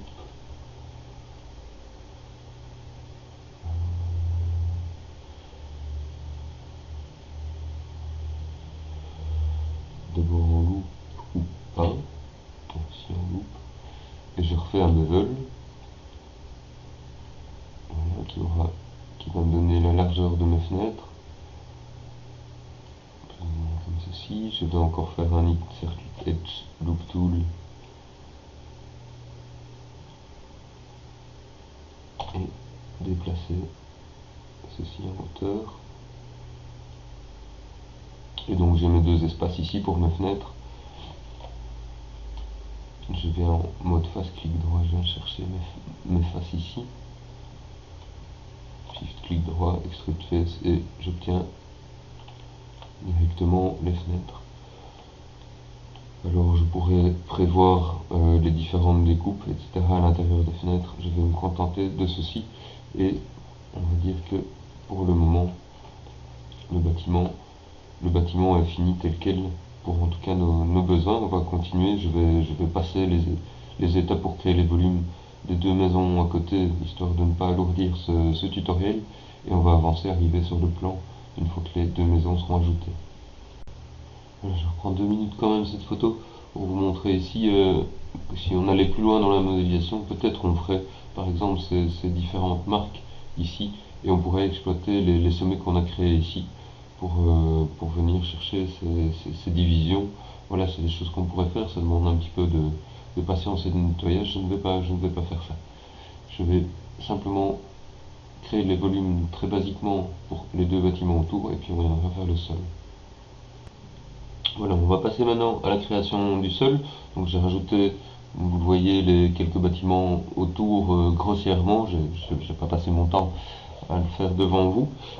On va rajouter le sol et prendre simplement un plan que l'on va créer par-dessus la scène, lui donner des dimensions assez grandes et augmenter le nombre de sommets de manière à pouvoir le sculpter. Je vais mettre peut-être jusqu'à 40.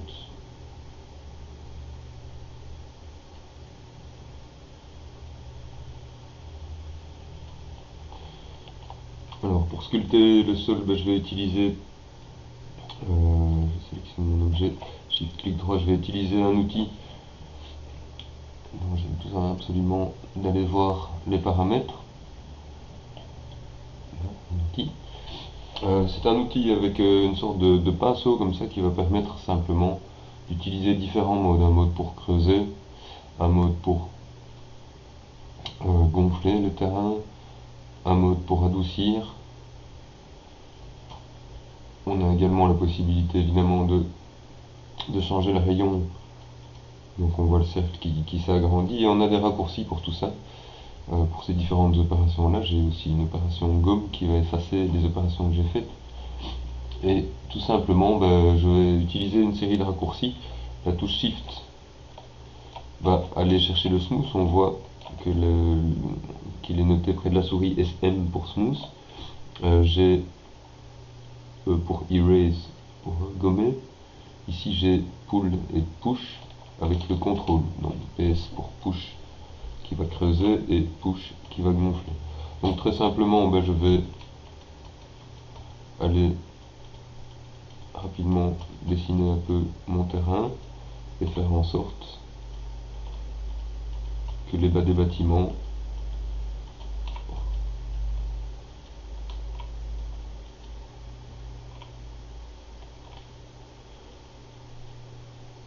soient bien pris dans le terrain. Ça peut aller assez vite. On peut voir ici que j'ai coché Auto Smooth. En fait, cette opération de smooth se fait automatiquement au fur et à mesure que je creuse le terrain. Donc ça va assez vite et on dessine comme ça la rue telle qu'elle doit être. Je peux même créer par ici une impression de colline par derrière.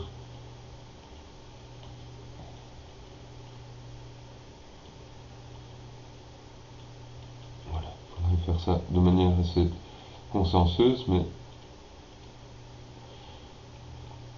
on voit ici que déjà j'ai une impression qui est toute différente maintenant que j'ai mon terrain. En plus, je reviens en sélection. Maintenant que j'ai mon terrain en plus, j'ai les bâtiments prennent vraiment place dans l'espace. Je pourrais aller avec peut-être un rayon plus petit ajusté de près. Il faut que je sélectionne d'abord mon objet et puis que je revienne sur l'outil et je peux vraiment encore ajuster un peu, peut-être avec une force moins élevée. Je diminue la force. Ici ça va aller moins vite, moins haut. Et je peux vraiment corriger les choses pour obtenir vraiment l'effet que je veux obtenir. Voilà, c'était donc la création du terrain. On va maintenant s'occuper de la caméra. Je ne vais pas, comme je vous l'avais dit, m'occuper des arbres derrière. Ici, c'est vraiment un premier exercice. Alors, on va s'occuper de la caméra maintenant. Pour créer une nouvelle caméra, je peux venir par le menu panel, menu perspective, et je viens créer une nouvelle caméra. Et je vais nommer directement cette caméra proprement. Je vais aller rechercher ces attributs ici, en cliquant sur ce bouton ici. Et je peux nommer ma caméra proprement, c'est plus simple. Plus sûr de le faire ici. Donc je l'appelle caméra tout simplement. Et voilà, je vais maintenant faire une série de réglages pour la caméra. Voilà, nous sommes dans notre photo ici pour voir un petit peu de où on pourrait prendre le cadrage. Donc ici il est pris au niveau du sol à la hauteur d'un être humain. C'est un humain évidemment qui prend la photo ici. Si je prends l'autre image, elle est prise un peu différemment. Les cadrages ne sont pas particulièrement intéressants, donc je vais faire les cadrages moi-même. Voilà, je récupère et placer ma caméra un peu comme je le veux. Je vais vous expliquer juste quelques premiers attributs de la caméra.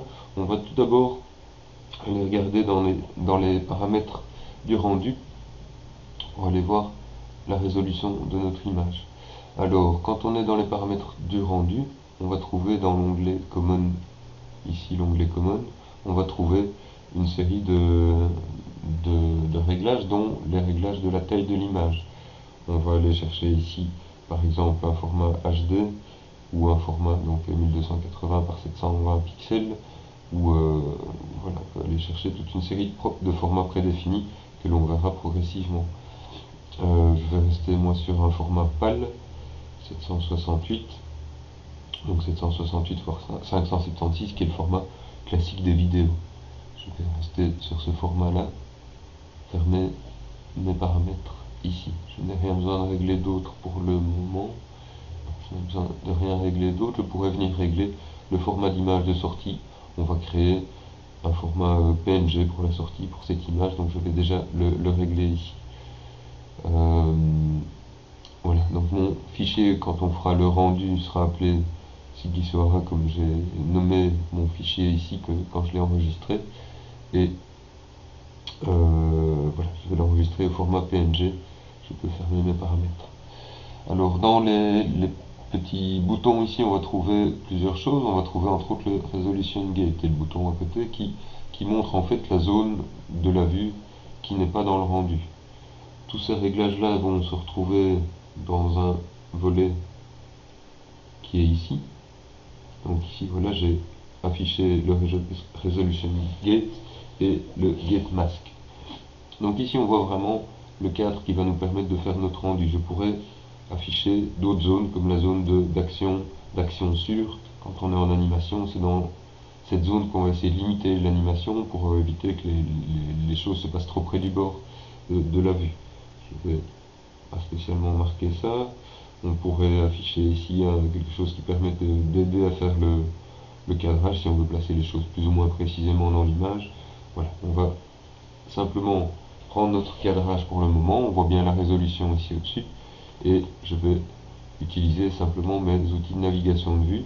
Alors quand je fais mon cadrage, je vais essayer tout d'abord de simplement de placer les choses de manière agréable. Je vais par exemple éviter de faire des cadrages comme ceci. Bon, je montre simplement ceci, où on voit l'extrémité du plan, ce qui n'a rien de très agréable. Quand je fais mon cadrage, c'est pour ça que j'ai été gonfler mon terrain par derrière, je vais essayer d'avoir quelque chose d'agréable et de faire en sorte que je ne me sente pas dans une scène 3D.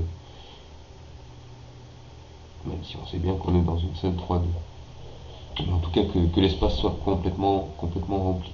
Donc voilà, j'ai ici le cadrage, un cadrage qui semble relativement agréable. Je peux utiliser des choses comme la règle des 2 tiers, peut-être remonter encore un peu, règle des 2 tiers où je place le centre de mon sujet plus ou moins ici, au tiers de l'image, j'ai mon élément principal qui est ici. S'il y avait un personnage ici, il est bien sur le tiers de l'image. C'est des petites choses qu'on peut utiliser pour faire le cadrage.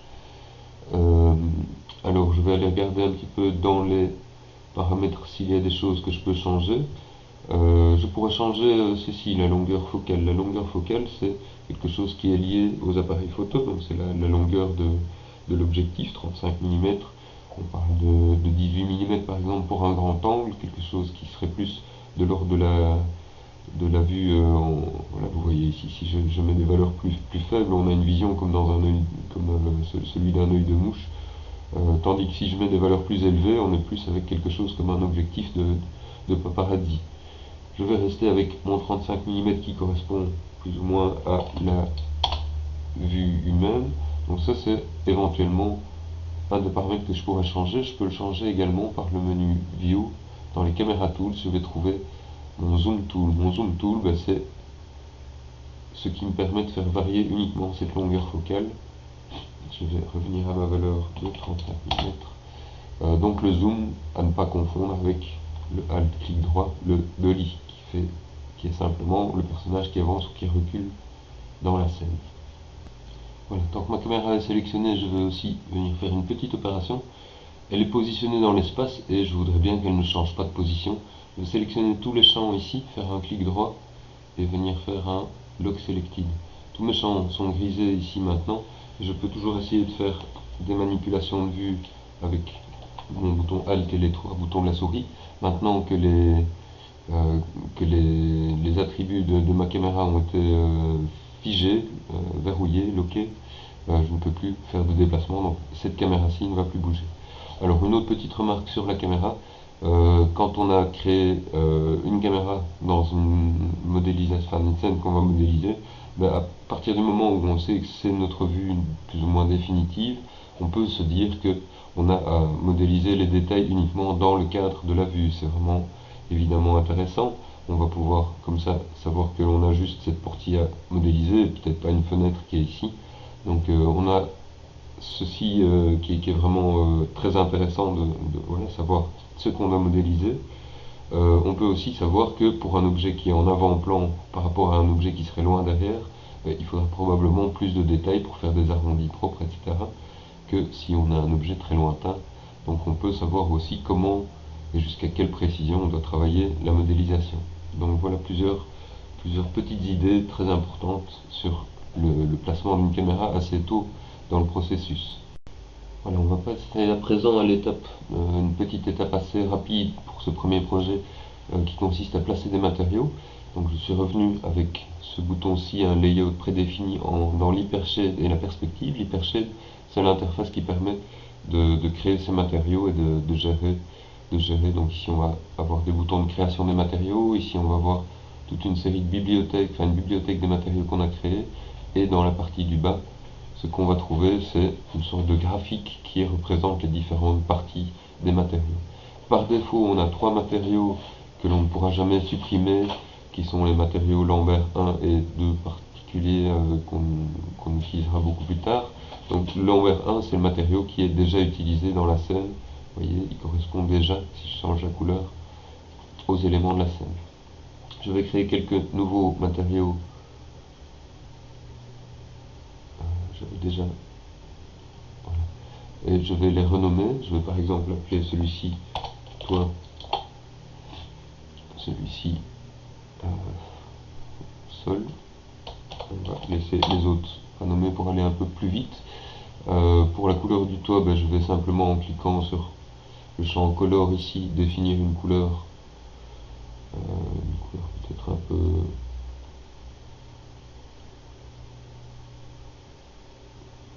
chose d'un peu brun, peut-être un peu plus orange.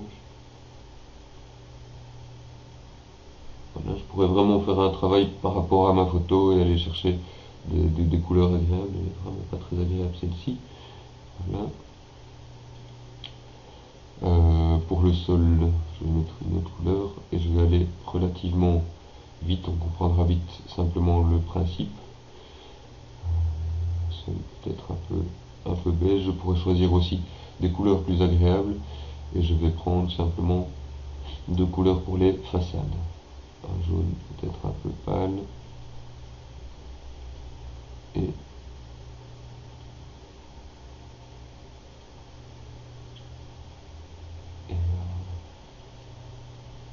un peu plus orangé, peut-être pas trop flashante. Voilà, j'ai donc une série de matériaux. Il y a plusieurs manières d'affecter un matériau sur un objet. Je peux venir simplement avec le bouton du milieu le glisser sur l'objet. Ceci me permet de voir les textures, mais on voit déjà la couleur, simplement la couleur du matériau. On verra plus tard tous les autres paramètres des matériaux. On va se contenter simplement de mettre des couleurs et de voir le système qui permet de mettre les matériaux. Je vais mettre le matériau toit d'une autre manière avec un clic droit ici et j'obtiens un menu contextuel ici avec assigner le matériau à la sélection. J'ai évidemment sélectionné au préalable mon toit. Alors je voudrais ici pour cet objet-ci, je vais l'isoler. Je voudrais pour cet objet-ci mettre une couleur sur ce qui est au-dessus et une autre couleur pour ce qui est en dessous. Je vais d'abord mettre cette couleur-ci sur tout l'objet, bouton du milieu, et je voudrais mettre cette couleur-ci pour ce qui est plus haut. Alors si je veux faire ça, je vais venir en face, je peux venir sélectionner les faces sur lesquelles je veux mettre mon matériau et j'assigne mon matériau à la sélection. Donc on voit on peut comme ça aller chercher mettre différents matériaux sur un même objet. Je reviens avec toute ma vue. Sur les bâtiments, je reviens en mode objet. Sur les bâtiments du côté, je vais simplement assigner la même couleur que le toit. On va aller vite.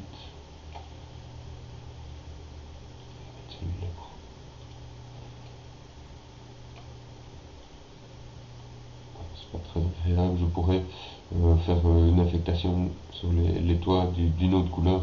Bon, on va se limiter à ceci pour le moment. Voilà pour l'étape de pose des matériaux, une pose simple des matériaux.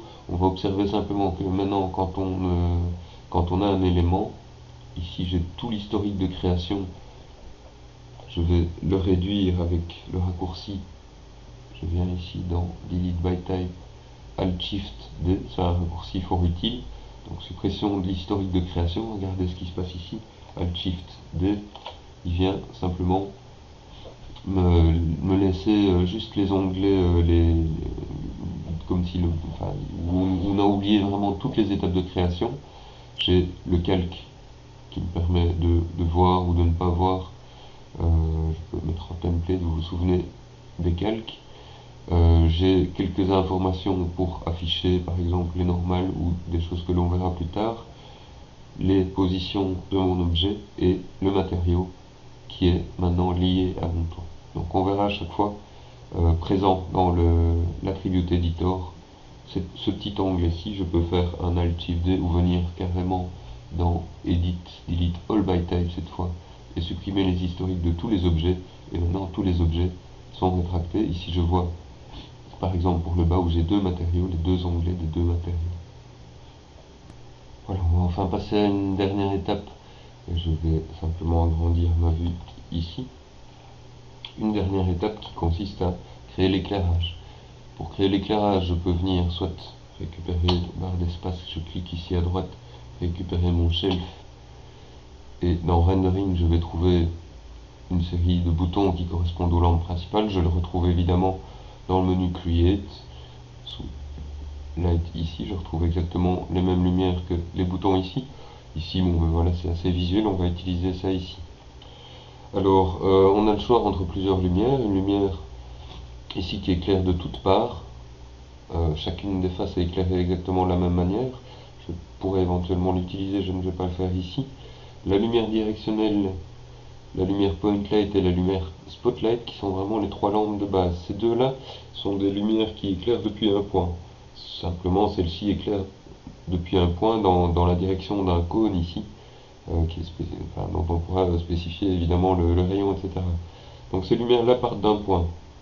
Si je prends une lumière comme le soleil, je ne peux pas évidemment placer mon soleil, qui est une lumière qu'on peut considérer presque comme ponctuelle, mais tellement loin que en fait les rayons, au lieu de donner l'impression qu'ils partent en éventail comme si on avait une lampe ici au milieu de la scène, on va avoir vraiment des rayons qui partent loin, loin, loin, en parallèle, qui arrivent en parallèle. Vous pouvez repérer ça en regardant par exemple l'ombre d'arbres, l'ombre de plusieurs arbres. Vous pouvez remarquer que évidemment les ombres à un moment donné de la journée sont parallèles.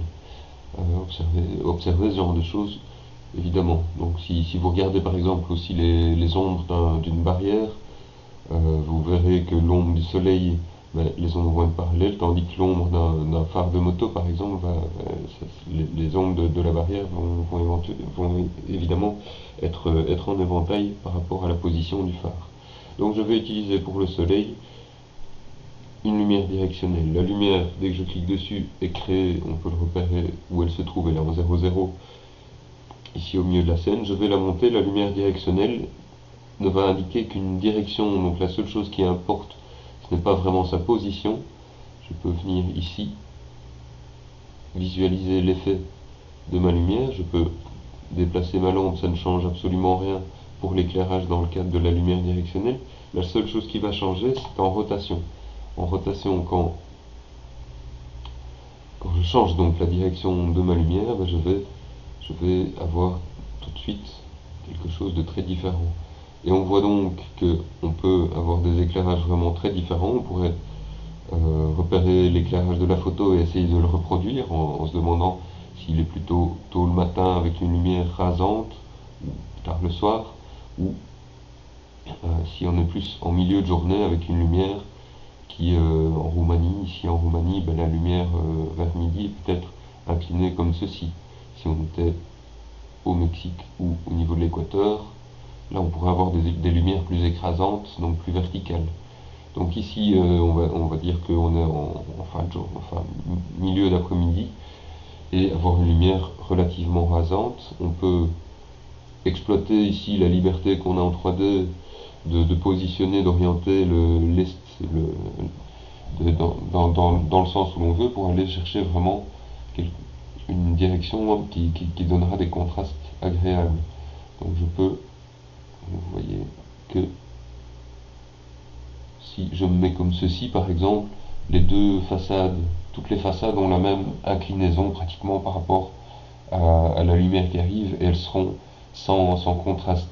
Que si je viens un peu plus comme ceci, je vais avoir certaines façades qui sont plus ou moins éclairées, ce sera beaucoup plus agréable. Donc je vais laisser peut-être un éclairage comme celui-ci, peut-être encore un tout petit peu plus, voilà.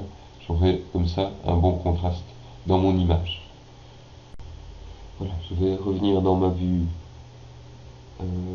caméra que l'on va trouver dans panel perspective, et je retrouve ici la vue avec ma caméra. Je vais, juste pour vous expliquer une petite chose, mettre une sphère de plus dans la vue. Je vais monter un petit peu. Voilà, quand je regarde cette sphère-ci, si je fais un rendu, je vais me rendre compte d'une chose, je vais lancer un rendu.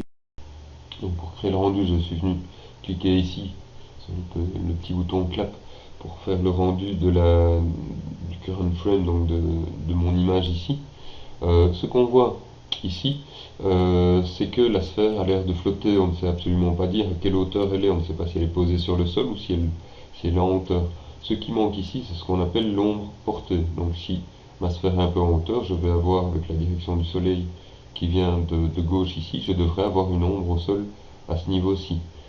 Une autre ombre qui existe dans la scène, c'est ce qu'on appelle l'ombre propre, l'ombre que les objets portent sur eux-mêmes, parce que simplement ils ne sont pas éclairés, les faces ne sont pas dans la direction de la lumière.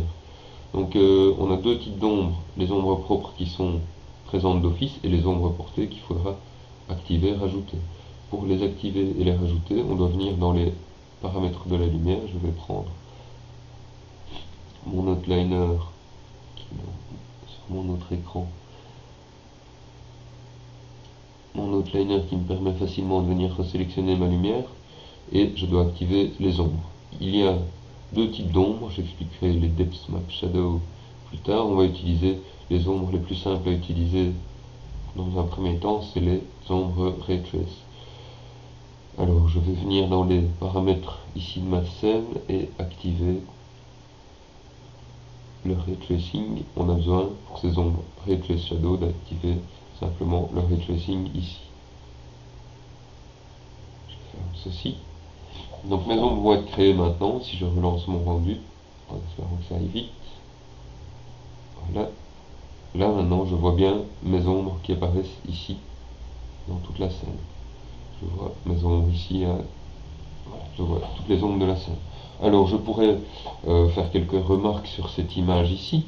Tout d'abord, c'est pas du tout agréable d'avoir un ciel tout noir. C'est pas très agréable d'avoir des ombres qui sont complètement noires. On n'a jamais ça dans la réalité. On aura des ombres plutôt un peu bleutées, qui seront peut-être plus sombres vraiment dans les recoins, mais on n'aura jamais des ombres complètement noires comme ça. Donc l'éclairage n'est pas du tout complet comme ceci. Je vais rajouter tout de suite en venant dans les paramètres de ma caméra. Je peux la sélectionner par ici, comme je pourrais sélectionner la perspective ici. Je viens, donc ceci c'était Window Outliner. Je vais venir chercher ici dans l'environnement la couleur de l'arrière-plan. Environnement, mais je vais choisir un bleu et l'éclaircir un peu jusqu'à obtenir une couleur qui me convienne ici. Je pourrais faire des choses différentes avec éventuellement un arrière-plan photo, etc. On va se limiter à des choses simples dans un premier temps. J'accepte, j'ai ma couleur, et déjà je vais voir que les choses seront un petit peu différentes, pas beaucoup. Je n'ai pas besoin de ça ici. Qu'est-ce qui est différent ici? C'est simplement la couleur de mon arrière-plan. La couleur de mon arrière-plan qui est déjà plus correcte. Mais mes ombres portées sont toujours noires. Voilà, alors on va revenir maintenant dans les paramètres de notre rendu, et venir en Mental Ray. Si Mental Ray n'est pas activé, il suffit de passer par Windows, Settings, Préférences, Plugin Manager et de venir cocher Maya 2MR ici, qui va simplement faire en sorte que le moteur de rendu Mental Ray, donc la partie du logiciel qui permet de faire le rendu, il y en a plusieurs, il y a Maya Software, Mental Ray, qu'on a éventuellement Mental Ray qui permet un peu plus de choses, et on va utiliser ici, je vais venir dans Quality, faire les choses très rapidement sans vous donner trop de détails pour ce premier cours. Je vais dans Quality et je vais prendre Quality Presets, je vais prendre Preview, Final Gather. Voilà, donc c'est un rendu de prévisualisation où j'active un élément qui s'appelle le regroupement final, Final Gathering, qui va faire, vous allez voir assez rapidement, qui va me permettre simplement d'avoir ce qu'on appelle un éclairage secondaire. Ça prend un peu de temps, je vais vous épargner ce temps-là. Donc voilà, maintenant avec le rendu, et on voit cette fois qu'avec le Final Gather activé et la couleur du ciel, on voit en fait qu'un éclairage secondaire est apparu, c'est l'éclairage du ciel, et aussi un éclairage qui fait que les surfaces vont renvoyer l'éclairage du soleil. Donc on aura éventuellement, vous voyez ici, des zones qui sont vraiment un peu plus sombres. Donc cet éclairage-ci permet vraiment cette formule-ci d'éclairage permet assez rapidement d'avoir quelque chose d'agréable. Je vais supprimer simplement cette sphère, refaire mon rendu et clôturer ce premier tutoriel. Voilà donc mon rendu sans la sphère. Je n'ai pas créé de projet pour cet exercice-ci, j'aurais pu le faire. Si je l'avais fait, mon fichier serait directement enregistré en PNG comme j'ai spécifié dans mes options de rendu. Je l'ai spécifié dans le volet Common PNG ici. Mon fichier serait donc enregistré directement dans le répertoire adéquat. Donc ici ce n'est pas le cas, hein, il a l'air d'utiliser un ancien projet ici. Bon, ça c'est vraiment une petite erreur de ma part de ne pas avoir créé de projet ici.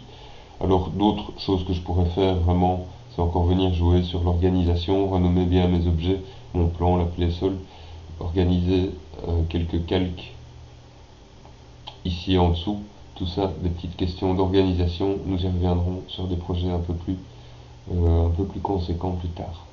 Voilà, pour une première présentation de modélisation, on voit ici donc qu'on peut arriver rapidement à une image, ne fût-ce que de préparation, et puis venir plus tard affiner chacune des modélisations progressivement, et c'est vraiment comme ça que l'on va démarrer un projet de n'importe quelle ampleur, en commençant par des choses simples et puis en venant rajouter progressivement du détail.